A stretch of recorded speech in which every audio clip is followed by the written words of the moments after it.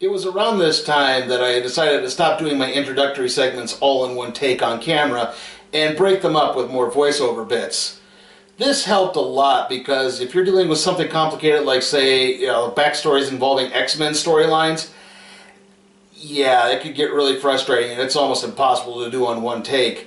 I mean, every time you screw up, especially if you're 95% of the way through and you flub up one line, sneeze, hiccup, cough, burp, something that just throws you off, it's... Gah! It wasn't perfect though, like my recap of Luke Cage's origin from The Pulse is pretty jumbled, not to mention my recap of the Superior Spider-Man storyline that I had to do for my Morbius the Living Vampire review was so jumbled and messed up that I eventually had to use my notes as a cue card and read them on camera. It took 35 minutes to record the segment properly, a segment that was only about 2.5 to 3 minutes long. My voice was raw because I kept screaming all the time. My face is all swollen and puffy and red. My eyes are bloodshot. I'm on the verge of tears. It was just not fun.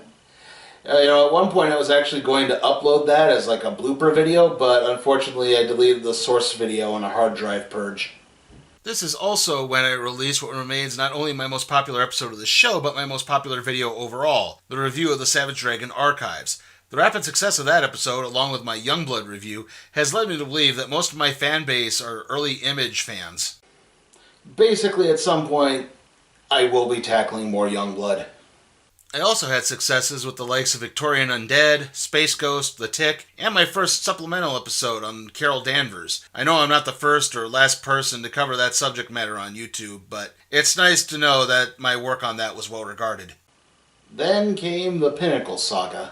For the uninitiated, I used Pinnacle as my video editing software. When I began work on my review of the DC Comics crossover event Legends, some sort of weird glitch caused the software not to recognize my on-camera segments. It recognized my audio segments and the screenshots I used for the storyline, but not the video segments. This forced me to do 2 audio-only reviews while I looked for new software.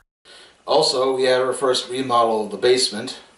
I gave a tryout to a version of a Sony video editing software. It wasn't Vegas, I think it was called Final Cut or something like that. But the resulting review of Conan the Frost Giant's Daughter looked so bad that I just picked up the newest version of Pinnacle and did a new version of that episode. I think that's where we'll end part 3. Come back for part 4 when we'll wrap things up.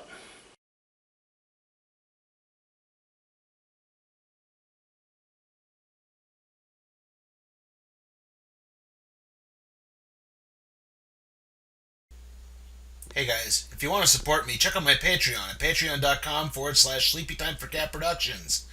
Also, you can like the video, comment, share, subscribe, and remember to hit that notification bell.